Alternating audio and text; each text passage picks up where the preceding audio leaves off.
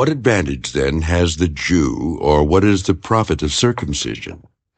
Much in every way, chiefly because to them were committed the oracles of God. For what if some did not believe? Will their unbelief make the faithfulness of God without effect? Certainly not.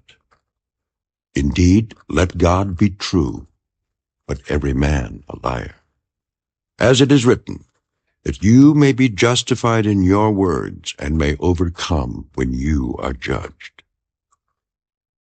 But if our unrighteousness demonstrates the righteousness of God, what shall we say? Is God unjust who inflicts wrath? I speak as a man. Certainly not. For then how will God judge the world? For if the truth of God has increased through my lie to his glory, why am I also still judged as a sinner? And why not say, let us do evil that good may come? As we are slanderously reported, and as some affirm that we say, their condemnation is just. What then? Are we better than they? Not at all. For we have previously charged both Jews and Greeks that they are all under sin. As it is written, there is none righteous, no, not one. There is none who understands. There is none who seeks after God. They have all turned aside. They have together become unprofitable. There is none who does good, no, not one. Their throat is an open tomb. With their tongues they have practiced deceit. The poison of asps is under their lips, whose mouth is full of cursing and bitterness. Their feet are swift to shed blood. Destruction and misery are in their ways, and the way of peace they have not known. There is no fear of God before their eyes.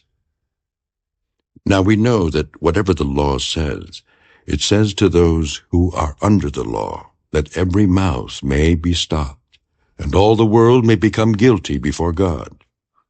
Therefore by the deeds of the law no flesh will be justified in his sight, for by the law is the knowledge of sin. But now the righteousness of God apart from the law is revealed, being witnessed by the law and the prophets, even the righteousness of God, through faith in Jesus Christ, to all and on all who believe. For there is no difference, for all have sinned and fall short of the glory of God, being justified freely by his grace through the redemption that is in Christ Jesus, whom God set forth as a propitiation by his blood, through faith, to demonstrate his righteousness, because in his forbearance God had passed over the sins that were previously committed, to demonstrate at the present time his righteousness, that he might be just and the justifier of the one who has faith in Jesus.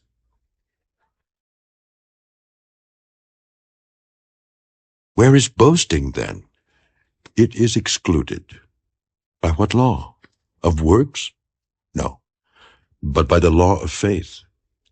Therefore we conclude that a man is justified by faith apart from the deeds of the law. Or is he the God of the Jews only? Is he not also the God of the Gentiles? Yes, of the Gentiles also, since there is one God who will justify the circumcised by faith and the uncircumcised through faith. Do we then make void the law through faith? Certainly not. On the contrary, we establish the law.